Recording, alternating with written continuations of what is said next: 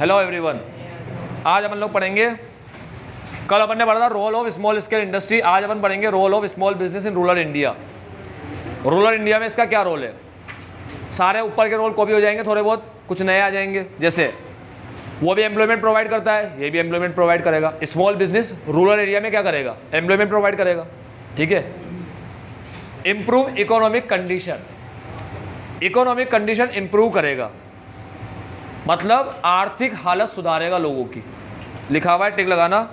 Provide multiple source of income to the rural household. Small business जो rural household है, गाँव में रहने वाले लोग हैं, उनको कई तरह के सोर्स प्रोवाइड करता है। जनरली तुमने देखा होगा कि गांव में जो रहने वाले लोग हैं उनका मेन बिजनेस होता है खेती बाड़ी, एग्रीकल्चर। ठीक है। स्मॉल बिजनेस उनको कई अपॉर्चुनिटीज़ देता है। स्मॉल बिजनेस के चलते वो लोग कई काम कर पाते हैं। ठीक है। हैंडीक्राफ्ट, कई तरह के क्राफ्ट, कई तरह के डिज़ाइन वगैरह बनाकर बेच पाते हैं। ठीक है। अपन ने देखा था वो पहली वीडियो के अंदर, हाथ से बनी हुई कई चीज़ें बेचते थे वो लोग। ठीक है। तो स्मॉल बिजनेस इन लोगों को कई अपॉर्चुनिटी प्रोवाइड कर पाता है। ये लोग खुद के घर से अपना बिजनेस शुरू कर देते, हाथ से बना के प्रोडक्ट ये लोग बेचना शुरू कर देते। ठीक है। तो इकोनॉमिक कंडीशन सुधरती है इससे, आर्थिक स्थिति। ठीक है। इनकम वगैरह बढ़ती है। प्रिवेंट माइग्रेशन, माइग्रेशन को दूर करता है। माइग्रेशन का मतलब होता है जब गांव में कोई अपॉर्चुनिटी नहीं होती बिजनेस की, तो सारे लोग क्या करते हैं, रूरल एरिया से अर्बन एरिया की तरफ मूव कर जाते हैं। इसे माइग्रेशन बोलते हैं। काम के लिए रूरल एरिया से अर्बन एरिया जाना, एक कंट्री से दूसरी कंट्री जाना। ठीक है। तो अर्बन एरिया से रूरल एरिया में, रूरल एरिया से सब अर्बन एरिया में आते हैं। तुम मुंबई जाओगे तो तुम्हें कई टैक्सी वाले मिलेंगे वहाँ पर, वो सब मुंबई के नहीं है। मुंबई के तो गिनती के होंगे उसमें से, भर भर के पूरे इंडिया के लोग हैं उसमें। यहाँ वहाँ अलग अलग जगह से वो मुंबई में आ जाते हैं, वहाँ टैक्सी चलाते रहते हैं मस्त। ठीक है। तो माइग्रेशन को रोकता है ये कौन? स्मॉल बिजनेस, क्योंकि तुम्हें कई अपॉर्चुनिटी दे रहा है, तो तुम वहीं काम करने लग जाते हो अपने गांव में, तो तुम्हें माइग्रेट करने की, मतलब तुम्हें एक जगह से दूसरी जगह जाने की जरूरत नहीं पड़ती। यूटिलाइजेशन ऑफ लोकल रिसोर्स, ये लोग क्या करते हैं? लोकल रिसोर्स का यूज करते हैं। तो लोकल रिसोर्स जो अभी खाली पड़े होते हैं वो भी काम में आ जाते हैं। आई बात समझ में? उसके बाद समझ रहे क्या बोल रहा हूँ? लोकल रिसोर्स का यूज नहीं करोगे, खाली पड़े रहेंगे, थोड़े टाइम के बाद खराब हो जाएंगे, सड़ जाएंगे, तुम उसका भी यूज करना शुरू कर देते हो। ठीक है। Equitable distribution of national income, बच्चों लो क्लास फैमिली जो होती है उनको स्मॉल बिजनेस से एक अच्छा काम मिल जाता है, तो उनका डेवलपमेंट होना शुरू हो जाता है। ठीक है। अगर ये ना होता तो अभी तक तो क्या चल रहा था? रिच गेट रिचर और पुअर गेट पुअर। इनके आने की वजह से गैप थोड़ा कम होता जाता है। ठीक है। तो ये क्या बनाता है? ये equitable distribution of national income. National income का डिस्ट्रीब्यूशन कैसा होता है? इक्विटेबल, हर किसी को इनकम मिल जाता है इसके सहारे, स्मॉल बिजनेस के सहारे। ठीक है। लास्ट तो पढ़ ही चुके। बैलेंस रीजनल डेवलपमेंट, तुमने देखा होगा बड़े बड़े लार्ज जो कंपनियां है, इंडस्ट्री है, वो कहाँ जाती है? सब मेजर सिटीज़ में। ठीक है। और जहाँ पर नहीं जाती वो सिटीज़, सब वो सिटीज़, वो एरिया क्या बन जाता है? बैकवर्ड एरिया बन जाता है। इसीलिए बैकवर्ड एरिया के अंदर स्मॉल बिजनेस क्या होता है? स्मॉल बिजनेस, स्मॉल इंडस्ट्री वो होता है, स्मॉल बिजनेस वो होता है जो पर्सन अपने ही यहाँ पर अपने ही घर पे शुरू कर देता है। ठीक है। तो ये लोग क्या करते हैं? स्मॉल इंडस्ट्री वाले बैलेंस बना देते, रीजनल बैलेंस बना देते। जो बैलेंस बड़ी बड़ी इंडस्ट्रियों ने बिगाड़ा होता है ना, उस बैलेंस को बनाने की कोशिश करते हैं कौन? ये स्मॉल इंडस्ट्री वाले। आई बात समझ में? क्योंकि स्मॉल इंडस्ट्री वाले थोड़ी मेजर सिटीज़ में जाके अपनी इंडस्ट्री खोलेंगे, इतने थोड़ी लखपति करोड़पति हो चुके वो कि मुंबई में जाके जगह खरीद ली, वहाँ पर काम करना शुरू कर दिया। ठीक है। वो तो अपने घर से आसपास अपने शॉप ले ली कहीं पे, वहाँ से काम शुरू कर दिया। इस तरीके से काम करते हैं। समझ गए तुम लोग? तो बैलेंस करते हैं रीजनल डेवलपमेंट को। बच्चों ये जो 6 पॉइंट तुमने पढ़े ना, इन पॉइंट पे भी क्वेश्चन बन के आ सकता है, किसी एक पॉइंट पे भी, याद रखना। तो पॉइंट तो कम से कम सारे याद रखना। ठीक है। उसके बाद अब आता है भाई कि स्मॉल क्यों खेल रहे हैं, कब से, क्या फ़ायदा है स्मॉल अलग करने का और लार्ज अलग करने का? कुछ फ़ायदा है क्या? क्या स्मॉल स्केल को कोई फ़ायदा मिलेगा स्मॉल होने का उसको? तो आओ देखें फ़ायदा क्या मिलेगा। गवर्नमेंट असिस्टेंस, अब गवर्नमेंट करेगी इनकी मदद। तो गवर्नमेंट ने बनाया NSIC, और NSIC के बाद क्या है? DIC। ठीक है।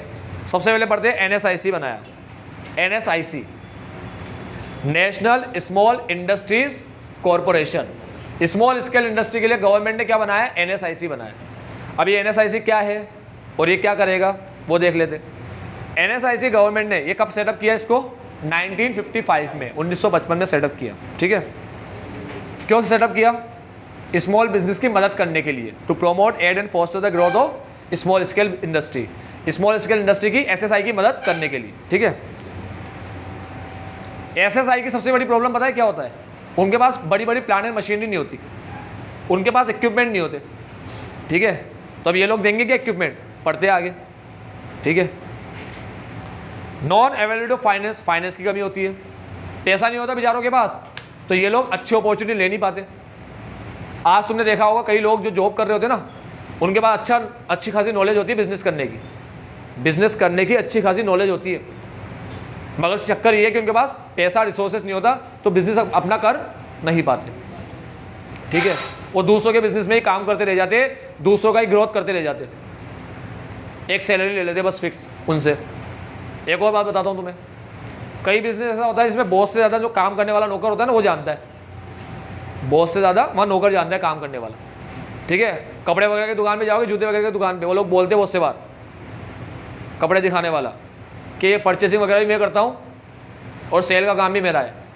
बॉस आते हैं, कभी आके बैठ गए तो बैठ गए शॉप पे, मस्त आराम कर रहे हैं, घूम रहे हैं, प्रॉपर्टी वगैरह में इन्वेस्ट करके मस्त यहाँ वहाँ इन्वेस्ट कर रखा है, वो मस्त घूमते रहते हैं। एक बंदे को बिठा रखा है, सारा काम वही कर देता है, अब उसको पूरा ज्ञान दे उसके पास, बस चक्कर वो है कि उसके पास पैसे नहीं है ना, वो खुद का बिजनेस कर ही नहीं पाएगा। ठीक है, अगर उसके पास भी संपत्ति होती, जायदाद होती, तो अभी खुद का बिजनेस स्टार्ट कर देते, अभी है ही नहीं बेचारे के पास, और उधार लेके चालू कर लिया, कुछ ऊँच नीच होकर डरता है वो बंदा, क्या नहीं चल पाया, उधार ले तो लिया मैंने, चुका नहीं पाया, तो और कर्जे में चला जाऊँगा, ब्याज देते रहना पड़ेगा, अभी अच्छा भला चल रहा है चलने दो, तो रिस्क लेना नहीं जाता क्योंकि पैसे ही नहीं होते उसके पास। आई बात समझ में। तो स्मॉल बिजनेस वालों की प्रॉब्लम ये है कि ना तो उनके पास बेचारों के पास पैसा है, ना प्लांट एंड मशीनरी है, ना ही उनके पास इक्विपमेंट है, तो अपॉर्चुनिटी सारी ले नहीं पाते जैसे बड़े बिजनेस वाले ले पाते। ठीक है, अब देखते हैं NSIC क्या करेगा। पहला फंक्शन NSIC का, supply indigenous and important machine. क्या है भाई पहला फंक्शन, मशीन सप्लाई करेंगे। ठीक है, दूसरा provide various equipment on lease, equipment provide करेंगे लीज पे। तीसरा क्या लिखा है, procure supply and distribute indigenous raw material.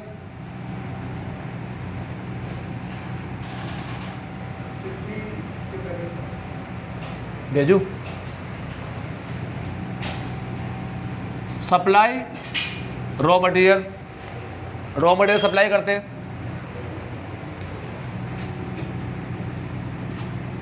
Supply machinery, इनको मशीन दे देते। ठीक है, ये लोग मशीन का भाड़ा वगैरह जो है वो पे करते रहते हैं, इंस्टॉलमेंट वगैरह पे करते रहते हैं। इनको इक्विपमेंट देते लीज पे कि भाई तुम्हारे पास इक्विपमेंट नहीं है ना, तुम इक्विपमेंट ले लो, रेंट वगैरह पे करो। इनको रॉ मटेरियल दे देते, रॉ मटेरियल सप्लाई कर देते। ठीक है,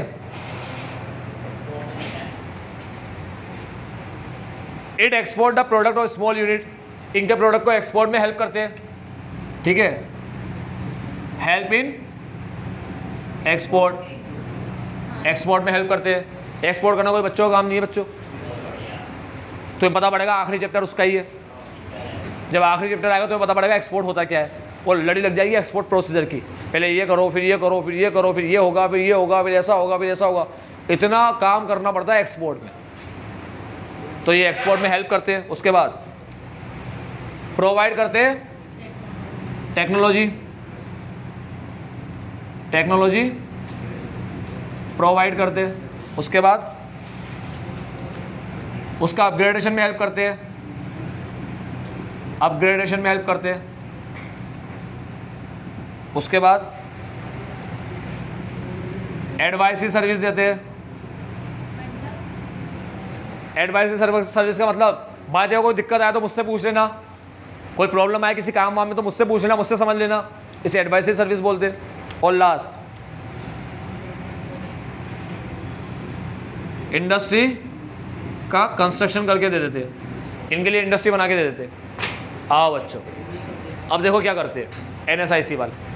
NSIC वाले इनके लिए इंडस्ट्री खोल देते, सुनना ध्यान से सुनना, 8 हो गए, 8 पॉइंट याद करा दूंगा अभी 2 मिनट के अंदर। इंडस्ट्री खोल दी, कंस्ट्रक्शन करवा के दे दी, फिर वहाँ इंडस्ट्री में क्या करेंगे, मशीन भी रखवा देंगे, मशीन रखवा देंगे और इक्विपमेंट भी दे देंगे। ये सब देंगे लेटेस्ट टेक्नोलॉजी का। फिर जहाँ टेक्नोलॉजी पुरानी होगी उसे अपग्रेड कर देंगे। इंडस्ट्री खुलवाई, मशीन रखवाई, इक्विपमेंट रखवाए, दोनों ही रखवाए लेटेस्ट टेक्नोलॉजी के। अब जैसे टेक्नोलॉजी पुरानी होगी उसे अपग्रेड कर देंगे, कर दिया। अब मशीन आ गई, अब काम करने के लिए रॉ मटेरियल चाहिए, वो भी दिला देंगे, ये रॉ मटेरियल दिला दिया, ठीक है। अब बोलेंगे रॉ मटेरियल तो दिला दिया, काम कैसे करूँ, तो वो काम करना भी सिखा देंगे, भाई ऐसे कर। वो बोलेंगे ठीक है आपके कहने से प्रोडक्ट बना दो जी, आप कैसे बेचूँ, ला हमें दे दे, वो भी हम ही बेच देंगे, ठीक है। सारे काम थोड़ी NSIC कर देता है एक के लिए, ये तो बता रहा है इतने तरह के काम करता है। इसका ये मतलब नहीं है सारे काम एक बंदे के लिए कर देगा, समझो तुम लोग, सुना, इतने तरह के काम वो करता है। ऐसे नहीं है NSIC आके बोलेगा भाई साहब वेले हो गया, हाँ इंडस्ट्री खुलवा देता है, ठीक है। NSIC बोलेगा आपकी इंडस्ट्री खुलवा देते हैं, मशीन भी रखवा देते हैं, रॉ मटेरियल भी रखवा देते हैं, ठीक है। अब प्रोडक्ट भी हमें बता देते हैं कैसे बनेगा, आप तो बनाओ, बना दिया, अब क्या करूँ, अच्छा कुछ भी नहीं कर सकते, लाओ बेच भी हम ही देंगे। अरे सब थोड़ी कर देंगे, वो तो एक्सपोर्ट वगैरह में तुम्हें हेल्प करते हैं, इतने सर्विस देते हैं अपन को। ये तो याद रखने का सीक्वेंस बता रहा हूँ, इसलिए ऐसे बोल रहा हूँ तुम्हें, ठीक है। आता हूँ तो बच्चों, ये सीक्वेंस सबसे बढ़िया है, तुम तो ऐसे याद रखना। इंडस्ट्री खुलवा दी, मशीन इक्विपमेंट रखवा दिए लेटेस्ट टेक्नोलॉजी के, ठीक है, उसे अपग्रेड भी कर देंगे, तुम्हें मटेरियल भी दिला देंगे, तुम्हें माल बनाना नहीं आता वो भी सिखा देंगे, बेचना नहीं आता उसमें भी हेल्प कर देंगे, ठीक है। तो इंडस्ट्री खुलाने से माल बेचने तक में सारा काम इन्होंने कर दिया।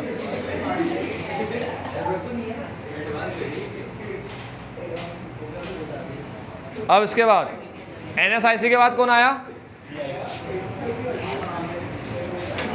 अब आया DIC, district industry centre. DIC के ऑफिस तुम्हें हर डिस्ट्रिक्ट में मिलेंगे बच्चों, ठीक है। हाँ ढूंढ के बताऊंगा बेटा। द DIC वॉज लॉन्च्ड, मुझे पता नहीं है। The DIC was launch on 1 मई 1978, वो 1955 में बना, 1955 में। उसके बाद DIC को बनाया, हर डिस्ट्रिक्ट के अंदर बनाया, वो नेशनल लेवल का है, ये डिस्ट्रिक्ट लेवल का है, ठीक है। इसका मेन ऑब्जेक्टिव क्या है, to make available all necessary services at one place. Industry small SSI वालों को सारी फैसिलिटीज एक जगह पे मिल जाएगी, ठीक है। Identification of suitable scheme, preparation of feasibility report, नई नई स्कीम लेकर आता है, फिजिबिलिटी रिपोर्ट बनाने में हेल्प करता है। फिजिबिलिटी रिपोर्ट का मतलब छोटी मोटी इंडस्ट्री को अगर ये देखना हो कि यार मैं इस प्रोडक्ट की इंडस्ट्री खोलूँ क्या, ये फिजिबल है क्या, फ़ायदेमंद है क्या, तो फ़ायदेमंद है या नहीं है उसकी पूरी रिपोर्ट बनाकर ये लोग दे देंगे, ठीक है।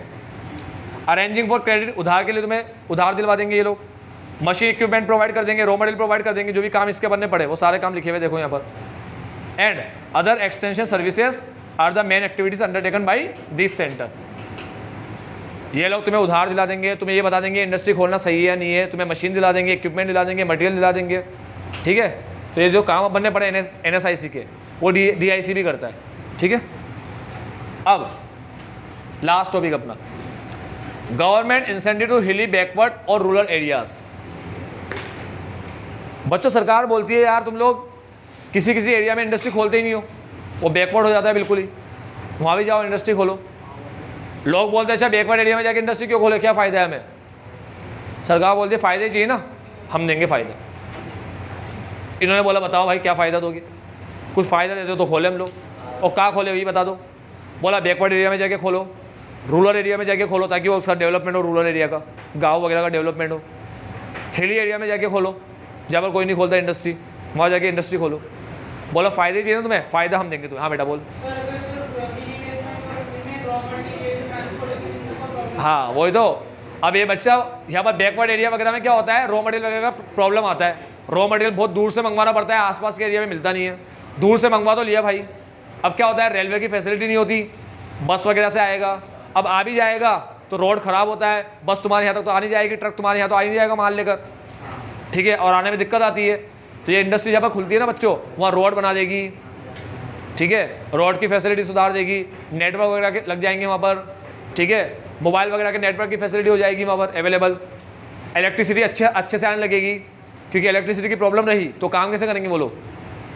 तो सारी फैसिलिटीज़ हो जाती है एक इंडस्ट्री खुलने से। इसीलिए ये लोग बोलते हैं इंडस्ट्रीज जाके खोलो बैकवर्ड एरिया, रूरल एरिया में, ठीक है। अब इंडस्ट्री वाले बोलते हैं जहाँ कुछ है ही नहीं वहाँ जाके इंडस्ट्री क्यों खोले, हम सारे डेवलपमेंट का काम क्यों कराए वहाँ जाके, हमारा तो बहुत पैसा खर्च होगा, कुछ फ़ायदा है तो फ़ायदा आना शुरू होता है। पहला फ़ायदा, लाइट मिलेगी तुम्हें कंसेशन रेट पे 50% कंसेशन, ठीक है। जहाँ पर दूसरी इंडस्ट्री के बिल आ रहे होंगे 1 लाख के, तुम्हारे आएंगे 50,000 के। टैक्स हॉलीडेज, छुट्टी मिल जाएगी तुम्हें 5 से 10 साल की, 5 से 10 साल तक टैक्स दो ही मत, बस करते ही रहो, काम ही करते रहो, टैक्स वैक्स कुछ देना ही नहीं है तुम्हें, टैक्स हॉलीडेज, ठीक है। लैंड एंड वाटर, ज़मीन और पानी दोनों कंसेशन रेट में मिलेगा, ज़मीन मिलेगा कंसेशन रेट में और पानी मिलेगा नो प्रॉफिट नो लॉस में, यानी वो पानी सप्लाई करने वालों को जो खर्चा लग रहा है ना, बस तुमसे वो खर्चा ही लेंगे वो लोग, प्रॉफिट जोड़ के नहीं लेंगे। यानी साधारण भाषा में बोल दो, पानी भी कंसेशन रेट में और ज़मीन भी तुम्हें कंसेशन रेट में दे देगी सरकार। मतलब ज़मीन की जो वैल्यू होगी ना, जिस वैल्यू है उससे कम वैल्यू में तुम्हें दे देगी, कम रेट पर तुम्हें दे देगी। पावर भी कम रेट पे, लैंड भी कम रेट पे, कंसेशन रेट पे, और वाटर भी कंसेशन रेट पे। टैक्स हॉलीडे, टैक्स देना ही नहीं है, मजे करो, एंजॉय करो। ऑक्ट्रॉय, ऑक्ट्रॉय टैक्स होता है, चुंगी नाका टैक्स, टोल टैक्स वगैरह होता है ना, है ना, वो होता है ऑक्ट्रॉय। तो ऑक्ट्रॉय ड्यूटी तुम्हारी लगेगी नहीं, ऑक्ट्रॉय ड्यूटी भी नहीं लगेगी, मतलब माल आने का रुपया भी नहीं लगेगा तुम्हारा, जो माल आने का टैक्स लगता है ना एक जगह से दूसरी जगह, वो टैक्स भी नहीं लगेगा। प्रोटेक्टिव मेजर, और तो और हम तुम्हें सबसे बड़ा फ़ायदा देंगे। क्या फ़ायदा देंगे, देखो क्या फ़ायदा है।